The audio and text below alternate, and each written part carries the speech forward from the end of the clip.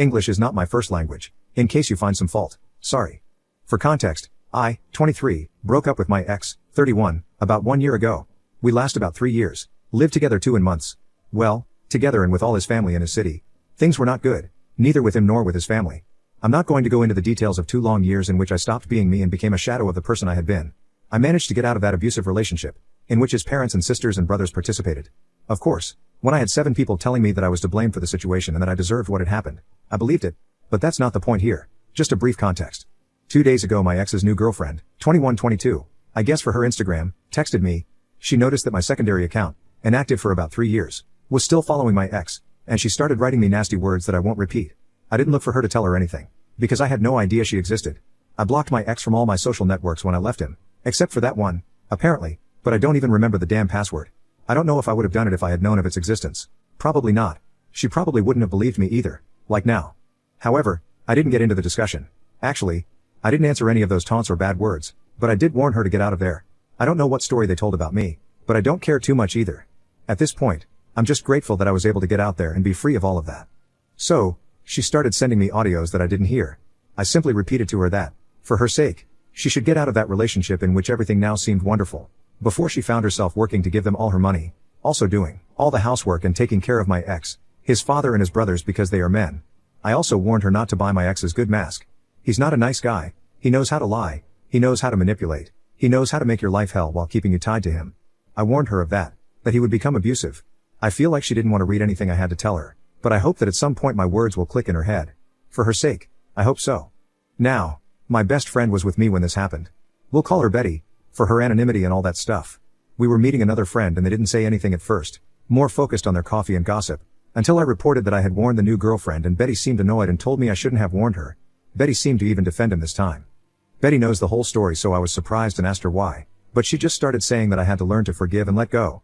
I was a bit shocked, but my other friend agreed with her. Since then Betty has not spoken to me. I'm confused about that attitude because she was there to pick me up every time I was broken. She knows how it affected me and how it still affects me to this day. But she then came out with the forgive and forget shit. She even went so far as to say that she could have broken off my ex-new relationship. Through my other friend I received the information that Betty had said that I was resentful, that I only said all that because I still loved my ex. I asked Betty directly for an explanation, but she completely ignored me. I don't understand. We have been friends since we were little. She was there when I managed to get out of that relationship. She herself helped me open my eyes. It had never been like this before. I don't know if I really did the wrong thing by warning my ex's new girlfriend, or if it's something else. I don't understand. I don't understand why she defends him now. I don't understand why she says those things. I don't know why she ignores me. I don't know if I can forgive her for this either. I don't know what to do. Does anyone have any idea why she took that attitude? Did I really do so wrong by advising my ex's girlfriend? Update: my ex's girlfriend texted me. I warned her about my ex and I lost my best friend for that. I need to get this out of the inside because not only do I feel anger, but I feel like I'm going back again because of Betty's effing whims.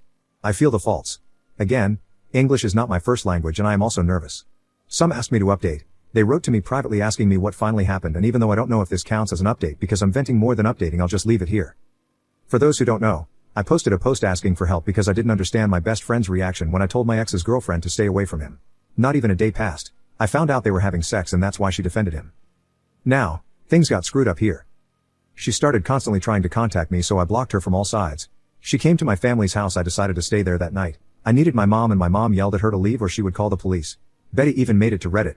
Once someone I know who, Jay, and you gonna pay me a beer, found the post and started passing it through our friends and started replying to messages. I'm summarizing it too much and it may not make sense, but between one thing and another, I don't even know at what point it all went so shitty. Betty's boyfriend eventually found out, but not through Reddit. Betty told him a slightly suspicious story about why we had argued, but he took the opportunity at some point to check her cell phone. He explained to me that he had only needed an excuse to do it. Because he suspected an affair. Because he knew that Betty was lying to him. Because he himself has accepted that he needed to leave her after trying to deal with her for so long. I know Betty doesn't have the most straightforward character, but I thought all the good things outweighed that. He found out about everything and wrote to me. I wasn't really interested in the Betty drama and her breakup, but he, now ex, had also read messages about me between them.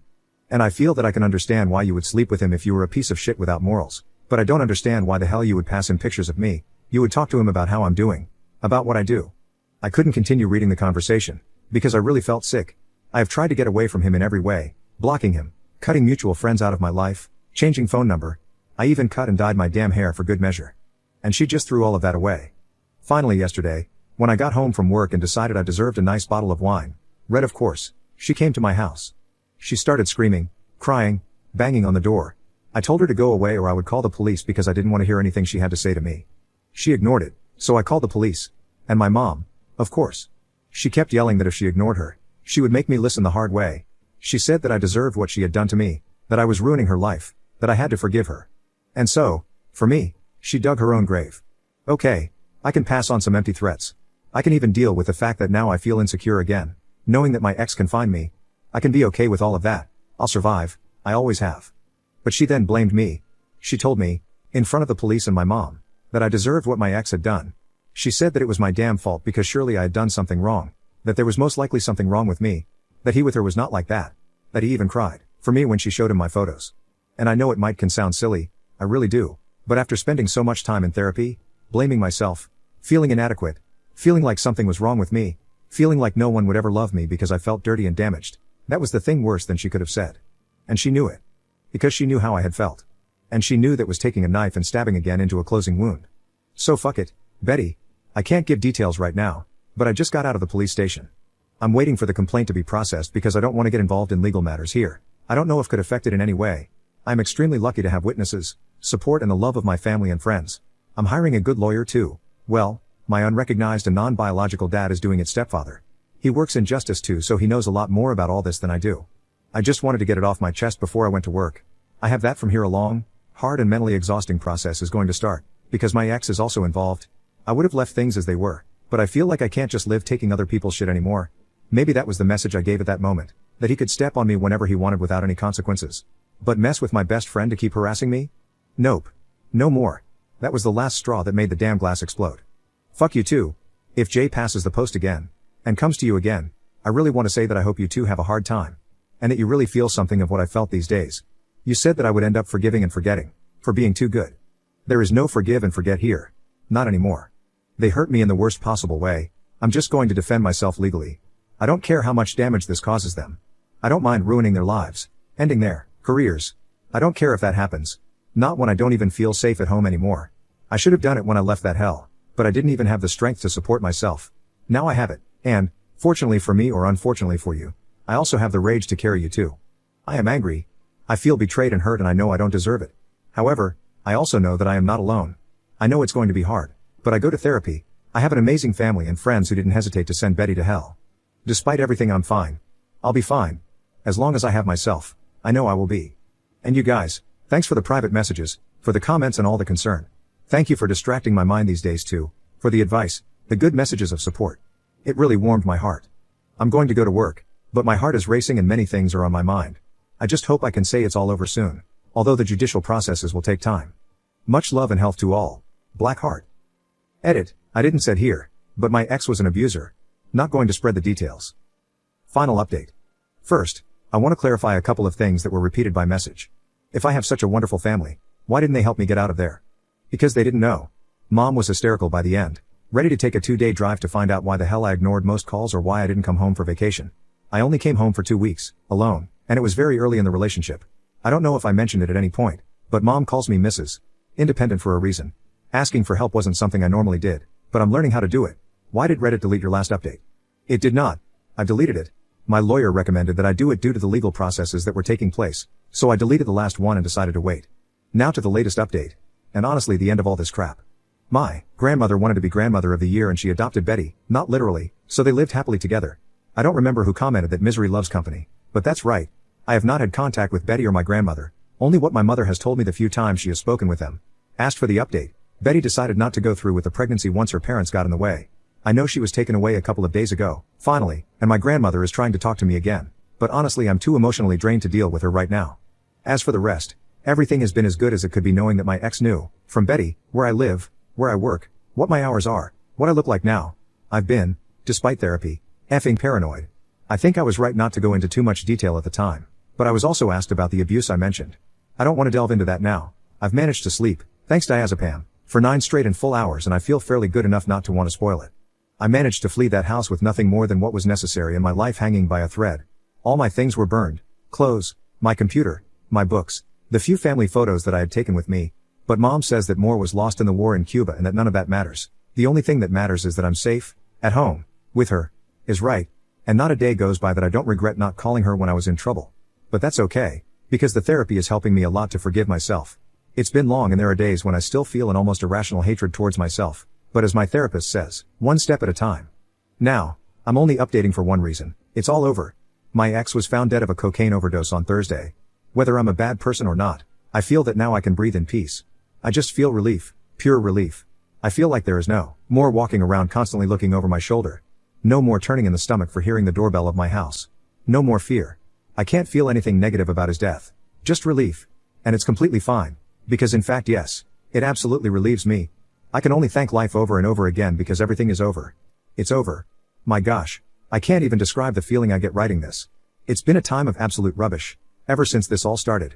I can't begin to explain all the shit I felt. The shit they made me feel. The shit they directly did to me. But it's over. He is no more. My ex's mother has tried to contact me about attending the funeral. Hint. No. She apologized to me for what she allowed them to do to me and for what she herself did to me. I texted her saying that I didn't accept her apology. That I didn't want her in my life. And that I never wanted to hear from her again. I loved her so much at the time. When shit was hitting us both. But she decided to turn on me near the end. Her crush almost cost me my life. I don't want any more of that. I blocked her too. All I have for them is a fuck you all in hell. The future me probably has to deal with the feelings of anger that they cause me, but right now I just want to keep healing myself, focus on my family and my work, my studies. Yes, mom and stepdad gave me a fund so I could go back to school, as motivation for how proud they are of me, and they didn't take crap about not wanting to be a financial burden on them, and on my friends. Unfortunately I have been missing Betty. No, I'm not going to have any kind of contact with her again, but she was my friend for years. It was practically my sister. Her betrayal and losing her hurt a lot, more than any breakup. Despite the harassment charges, necessary if I was going to get a restraining order to stop her coming to my door crying and yelling, I think I'm going to drop them. They no longer make any sense. She went to her hometown with her parents and the real culprit is dead. There is no more fighting here.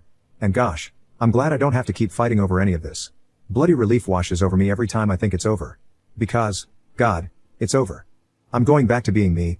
I am trusting myself again. Laughing out loud and allowing myself to meet new people. I am rebuilding myself one step at a time. One day at a time. And I am so proud of the person I am becoming again. I missed me a lot.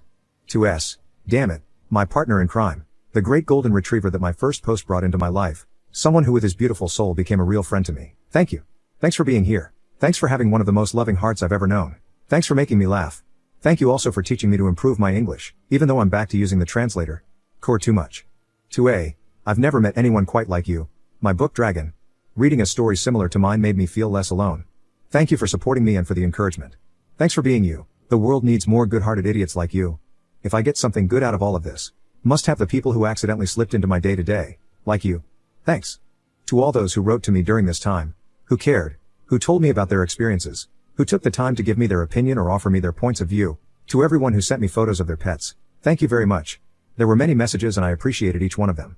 I don't think I can ever thank Reddit enough for all the support and well wishes. So this is the end I guess. Hope so. I wish all of you a life full of love and health. My best wishes are with you. Bless your soul. Blackheart. Update. I've never been good at titles but I want to get it out. So here it goes. It is much easier to write on the internet, knowing that you are anonymous to most people, than it is to vent to the people around you. When I asked for advice because I thought I had screwed up with my sister, I never thought it would go to these lengths. I never thought that everything I would do would be out of stupid jealousy. I guess I learned my lesson here though. Be careful who you put your trust in. Some people will just pick it up, step on it, and then blame you for it. I know in my final update I said I was better. Everyone believed that I was doing well, but the truth is that I was not. When I was 14 years old I tried to commit suicide for the first time. I was dealing with a pretty bad depression and I didn't know how to ask for help. I always felt that I had to deal with my problems alone, that I was strong enough to get by completely alone and in silence, but the truth is that it was not like that. And when I felt the same way again, I was scared, because I knew exactly what it meant. I didn't want to admit to myself that I was completely down and kept pretending I was fine in front of everyone. I went to therapy. I knew the importance of speaking. And yet the fear of admitting to myself why I was feeling what I was feeling completely paralyzed me. I would force myself so hard to get out of bed, to keep going to work, to even have a conversation with someone. It was so hard to do it, but I did it, because it was either that or really accept what had happened. And I was afraid to do it. And then I just couldn't take it anymore. I am grateful, now, that they found me in time. My cat saved my life, meowing as loud as she could and scratching at my door, loud enough for my neighbor to worry. Thanks to the paper walls, I guess. But, if I have gotten something out of this, it is that I have had to talk, to tell what really happened in that place, my personal hell. I never thought people could be so mean, but I guess I was naive. Many have asked why I ran away, why my ex tried to kill me, what exactly happened. I trusted my ex's mother with my life, until one day she said that she was in love with me. I tried to pull away, but it didn't work. She kept justifying her actions with her feelings and frustration. I remember her crying while talking and touching me. I never thought a woman could do this to me, but then again, I was too naive. When my ex found out, because she told him, justifying that I had provoked her, he went crazy. I had nightmares for months with those eyes full of rage and disgust staring back at me as he strangled me. I don't know at what exact point I stopped fighting. I just know that I ended up passing out. When I opened my eyes and realized what had happened, I could no longer justify the situation in my head. I grabbed my bag as fast as I could and in my pajamas I ran out. I got on the first train to my city and I can only look at people's faces when they see me. Imagine what the hell they were thinking. I didn't even care one bit. I wasn't thinking about anything but home. Home. Home. I remember calling my mom when I was arriving at the station. I remember her face when she saw me. How she cried when she saw the bruises on my neck. Putting my mom through that was a very hard blow. We told everyone that I had decided to come on vacation and that I finally stayed because I had found a job. I didn't want to assume the amount of things that had happened and enough to tell my mom a small part of the story. I started therapy, although I wasn't able to fully open up either. And little by little I was forcing myself to go back to being the person I had been before so they would stop worrying. I wanted mom to stop worrying. Most of all, I wanted her to stop feeling guilty for assuming my lack of contact was due to being Miss Independent. Things inside my mind only got worse, but I conveniently concealed them. Until I blew up, I guess. As much as I would like to go back to being the person I was before, I can't be anymore, because circumstances change you. My attempt to chase the person I was at the age of 19 made me feel even worse, because I couldn't be anymore. Little by little I stopped enjoying everything that made me happy. I closed myself in a bubble and simply let life happen. I guess I'm still not quite clear on who the hell I am, but I'm in the process. Little by little, but the first step has been to accept the totality of what happened, to talk about it, to admit it to myself. I was mistreated, beaten, raped, abused, betrayed and blamed for all of it. And accepting it cost me more than a year and a suicide attempt, but the reality is what it is. Running away from it is impossible. And it was when I woke up in the hospital that I realized I didn't want to. What really scared me was what my family was going to think of me, but when they found out, I only received love, support, understanding. I received anger, too, but not towards me, but towards what they did to me. I will never be able to put words to the relief I felt when it all finally came out. It was like the big rock on my back suddenly disappeared. My new therapist, along with the old one, are doing a good job. I will be eternally grateful to them, because I have been very lucky with them. Yesterday they called me because we didn't have a session. It was my first day out of the hospital. I'll be back tonight, but it's been fun despite Sheila. I had burritos for dinner. We escaped at 3 a.m. to buy a McFlurry and today we are going to go buy some things for my new or old, depending on how you look at it, room at my mom's house. I have hugged my cat almost all the time. I missed her a lot. I didn't want to post this here. I thought the latest update would suffice, but I guess things change. I am, now yes, healing. The person I'm becoming is a little less bright than I was, but I like it, less dumb, less naive, a little more suspicious, but still me in a way. I have met people within the hospital with difficult histories who continue to have hearts of gold, regardless of everything. Somehow, I'm still having a good time there. 4 nights ago my roommates and I escaped to the roof, and although we got caught and punished for it, we had a good time looking at the moon. I have returned to enjoying the little things. I have returned to drawing with enthusiasm, without forcing myself to do it. I have enjoyed meals again. I have been able to sleep again without many nightmares or the need for pills. In general, although things are not entirely good, they are fairly on track to be. I know this post is going to circulate among my friends and that some are going to ask me why the hell I kept all this quiet, but that's okay. I'm no longer ashamed of what happened, because it's not my fault, even though I still feel that way sometimes. I am in the process of forgiving myself, looking forward and becoming much stronger. It sounds very nice when you read it, but it is not so nice when you live it. It takes time, crying, days where you seem to regress, moments of sheer despair over the feelings you have. But it's okay, I guess. And I'm going to be fine too because I always end up being fine. I don't know if I will post again in the future, but for now this is all I have to say. If this helps someone, as it is helping me to write it, assume it and talk about it, I'm glad then. I guess all this text is just to say that it's okay to not be okay. And I'm not, but at some point I will be again. As always, life never stops for anyone. Maybe that is sometimes the worst, needing a break from living and knowing that you won't be able to get it. However, eventually, everything gets better. I have my hope in that, in the healing process, in my effort and in continuing to fight. I don't know at what point I went from living to surviving, but I want to go back to living again. And according to my therapist, wanting is the first step. I pray that I can look back one day without the memory causing me pain, but time to time. I just wanted to thank you again for the messages, for the nice words, the encouragement, and above all for the beautiful people here.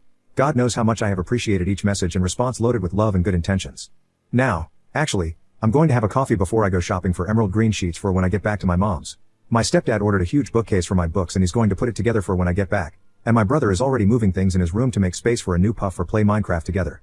My family, as it is wonderful, small, sometimes dysfunctional, full of some bad moments, but mine and incredible, and I just hope I can enjoy them for many more years.